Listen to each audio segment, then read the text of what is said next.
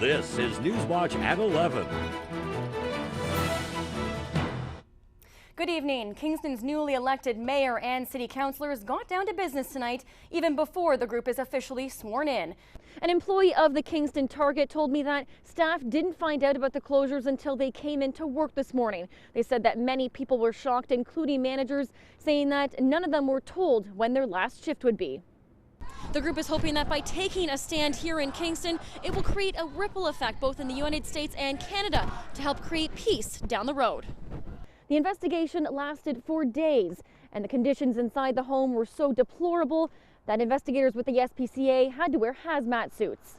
The fire swept through the home so quickly that it destroyed everything. In fact, there was so much damage that officials may never find out the cause.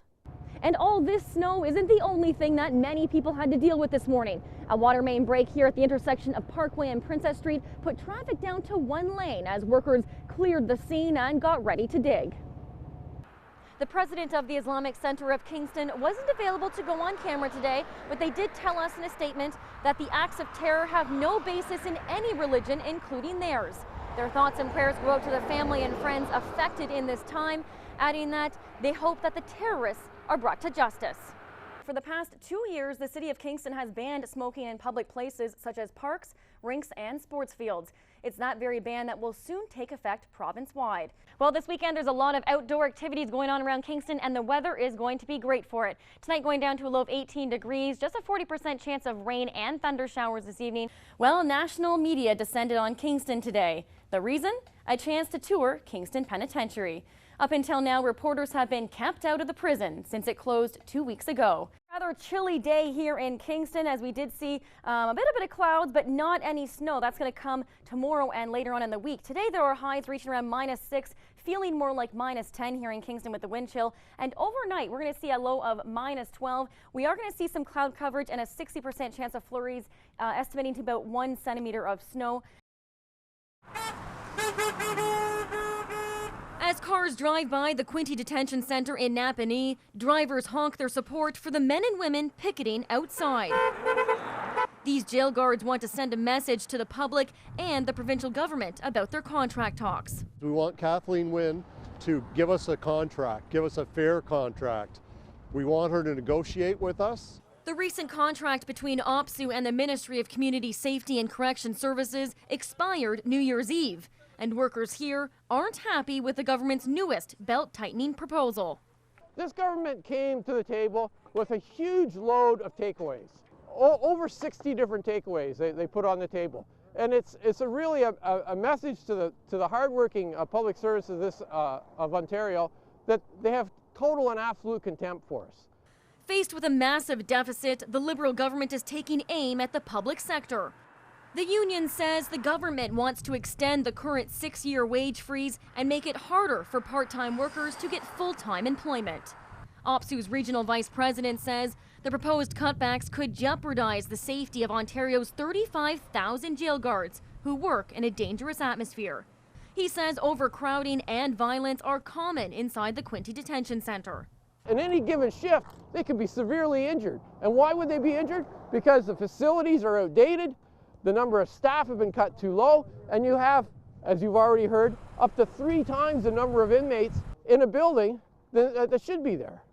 Monday's rotating rallies not only took place here in Napanee, but also across the province, including Brockville and Ottawa. It was a decision that was agreed upon by 90% of the union members last month. Well, we're setting up our strike headquarters now. We hope to negotiate a contract with the government, but we want to show them that we're serious. We remain committed to working with OPSEU and to negotiating a fair deal. As the two sides prepare to open contract talks later this week, the message from these picketers is they agreed to a wage freeze a few years ago, but not this time. Maegen Kulchar, CKWS Newswatch, Napanee. The crash happened around 11:30 this morning. A transport truck was traveling northbound along Highway 49 here down the bridge when it collided with a small pickup truck that was traveling eastbound along Bayshore Road. According to eyewitnesses, the two vehicles rolled into the ditch and almost instantly caught on fire. The two cars were sitting there together, and then there was lots and lots of black smoke. There were little bangs of little bursts of like explosions, and it just took a couple minutes, and the little fire department got here. Witnesses also say the driver in the small pickup truck did not stop at the stop sign along Bayshore Road, but police are still investigating. OPP technical traffic collision investigators were called to the scene to assist with the investigation. It's unclear as of yet what actually happened or how the accident was caused. As for the drivers, the male in the small pickup truck did not survive. Maegen Kulchar, CKWS Newswatch, Tyne-Tenega.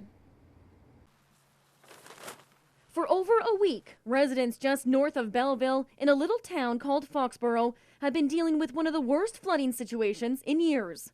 We had a flood back here in 2008. It might have come up maybe halfway up the yard, but not like it did this year.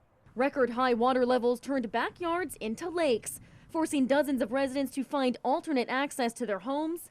So we came in and out by canoe. As well as sandbag the exterior to prevent water from coming in. It's been leaking a little bit, but we've been able to keep up to it with shop vacs. Little angel buried in the water, and you've got gargoyles on this other side. But today, a little relief as water levels began to recede and sandbags started being removed. Like 2 days ago, we woke up and I was all excited because I could see the cap to my fence post in my backyard for the first time in probably 4 days. Getting back to gardening and grass cutting and all those good things. During the flood, more than 1,500 volunteers from the community helped make and distribute more than 90,000 sandbags to approximately 70 homes.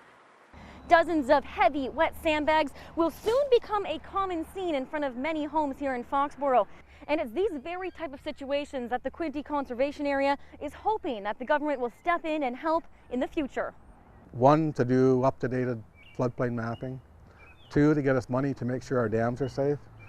We need money to study and understand climate change. So far, 4 homes have been deemed uninhabitable due to the foundation underneath collapsing. Damage that has not only cost the homeowners money, but the city as well.